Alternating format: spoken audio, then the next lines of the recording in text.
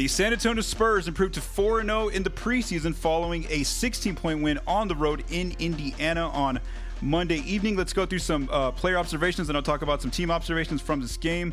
First off, let's begin with Stephon Castle, who made his preseason debut here with just 2 preseason games left. So he did start at point for the San Antonio Spurs. Castle had a good night, ends up with 14 points on the night in just 19 minutes of play.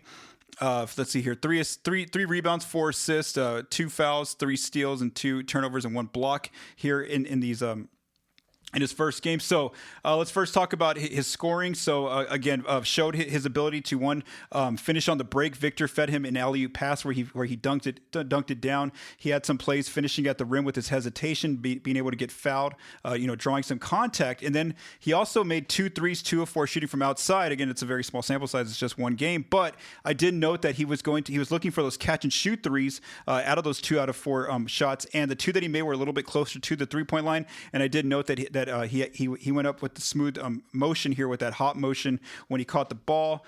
He had some nice assists as well, setting up some of his teammates, made some defensive plays as well, as I noted there with the 3 steals. But on offense specifically, you see his level of reading the floor, where he can be on the strong side with the ball, maybe like up near the arc, and he'll just zip a pass right all the way across the court to somebody who's wide open, in the corner, and that's a very hard read to make. But Castle, is the kind of player, has that kind of passing vision where he can make that. So again, Castle makes his return. As far as where he's at in the rotation, he did start at point guard. Again, I always thought that he would start whenever he was healthy and ready to play. So whether or not De'Aaron Fox is ready for opening night, I do expect Stephon Castle to be there in the backcourt, whether he's starting alongside Fox, at shooting guard, or if he's going to be running point guard until Fox makes his return. But Stephon Castle did return to the team. Let's talk about Victor Wembanyama, who had a monster night for San Antonio here and played his most in the preseason. Well, not really his most, but the most, I guess you would say, in quarters. So let me explain that. So Wemby ends up with 27 points on the night, 25 minutes of play, which again isn't a lot of minutes. 11 rebounds, so double-double, 4 assists, 2 fouls, 3 steals, and 7 turnovers were the big issue for him there, outside of all the other positives that I mentioned, and 1 block. So Victor was a monster in the paint. The Pacers had no answers for him. He ends up with 12 paint points. A lot of those where he was throwing down some really ferocious dunks where he just kind of catches in the post, one-handed dunk down with his left hand. There was another play where he kind of just bodied Isaiah Jackson. He falls back and Wemby just goes up and dunks it with 2 hands. He had a play where he brought the ball down court and basically running point, and he finished a layup where he got fouled. There was also a play where Harrison Barnes in the second half feeds him. He gets good position in the post. He doesn't even put the ball on the floor, Victor. He just kind of spins to his left and knocks it in off the glass. He also continued to get fouled, so he ends up making 7 free throws on the night. And then he also went 2 of 2 from outside.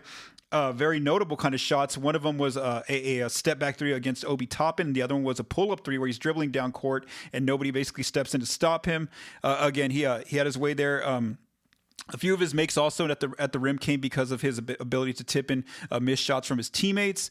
He had a nice block. I don't remember who the player was. I think it was it Neesmith. I think it was Aaron Neesmith. He had a reverse layup block off the glass, and that ignited a break on the other end. So again, the big issue for Wemby, like I mentioned, was the turnovers. Though some of those were because he was facing a lot of double teams. The Pacers defense is very good, and they're good about kind of attacking someone when they have the ball in their hands a little bit too long, or when they're just going to swarm you. And so that was a bit of an issue for him. Were the turnovers. So again, that was probably the only downside of his game, aside from all the positives that I mentioned. But again, another good game for Victor as far as the reason why I said that he played his most is because usually in these preseason games he only plays in 1/2 or in 3.5 quarters. But tonight he played in the first quarter, the second quarter, the third quarter, and then a little bit of the fourth quarter, at least 2 minutes to get up to those 25 minutes. We also saw he and Luke Kornet play in that the Wemby Luke Kornet lineup together for 3 quarters in this game. So again, that definitely looks like something Coach Mitch Johnson wants to use in this upcoming season. Just 2 notes I wanted to mention about their lineup is one of the sets on offense that they went to was a double drag screen, which they have done before, to allow Dylan Harper to get downhill. And then also on defense, one thing I noted is that Kornet's kind of guarding the big man on the other team, which allows him to kind of play that drop defense and kind of anchor the paint. This allows Victor to either be in the corners where he can kind of move around a little bit more freely on defense, or up top at the perimeter to make a little bit more plays. And you see him communicating to all the players about where to be. So again, that's just notable that kind of where he and Kornet are going to be on these whenever there's that Luke Kornet Wemby kind of defensive scheme out there. So again, Victor has another strong game here in the preseason. All right, let's move on to Dylan Harper, the rookie, plays in his second preseason game, comes off the bench here, running the backup point for the Spurs, ends up with 11 points on the night in 22 minutes, team high 8 assists, three fouls, 2 steals, and 2 turnovers, as well as So that was Harper again. Another good game for Harper in the minutes that he was out there. So 6 points there at the rim, based off of his 11 points. He also made a corner 3 on one of his attempts. One thing I noticed is how the Spurs are trying to really use his speed to let him get by the defense and kind of figure out whether he's going to set up teammates or get to the rim himself. And that's something I noticed with how high Luke Kornet or Wemby are setting some of their pick and rolls for Harper. They're kind of setting them up into the logo area for this game, the Pacers logo.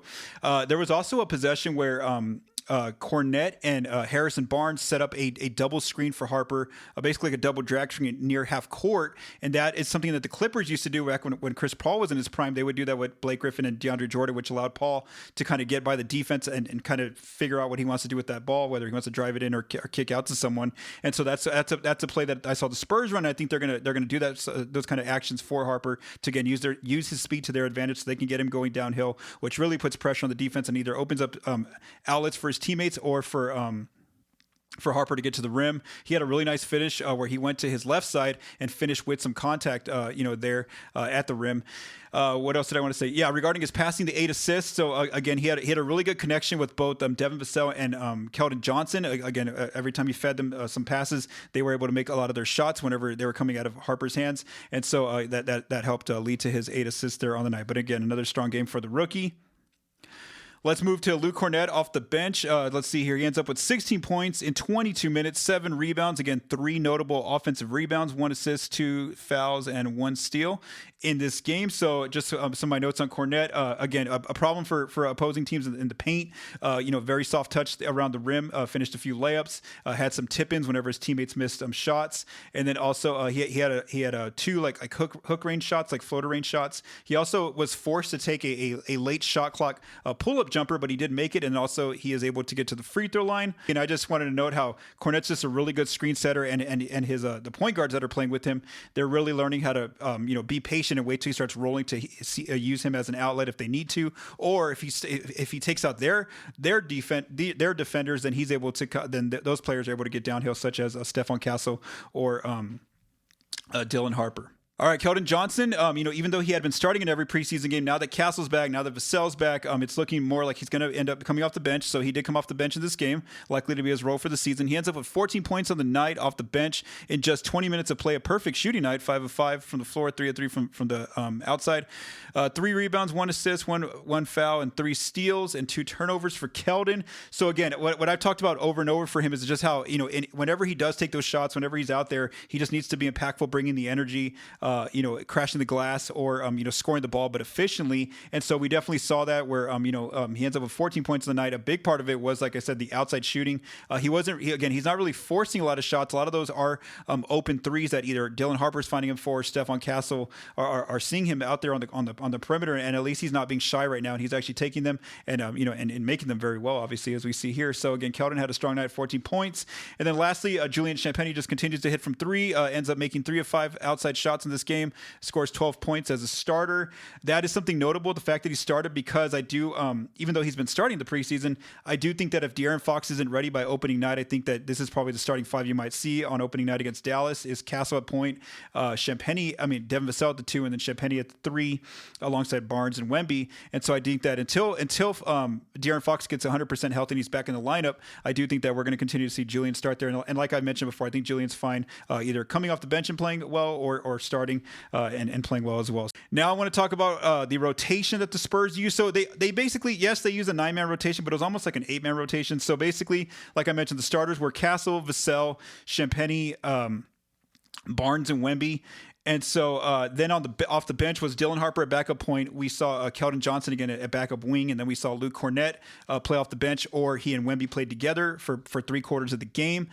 For now, the reason why I say it could have been a 9-man lineup is because Lindy Waters did get a few minutes with these players at times. But again, I feel it almost feels like they're saving Waters' spot for somebody else, likely someone like Jeremy Sohan whenever he gets 100% healthy and back in the lineup, or someone like Kelly Olynyk.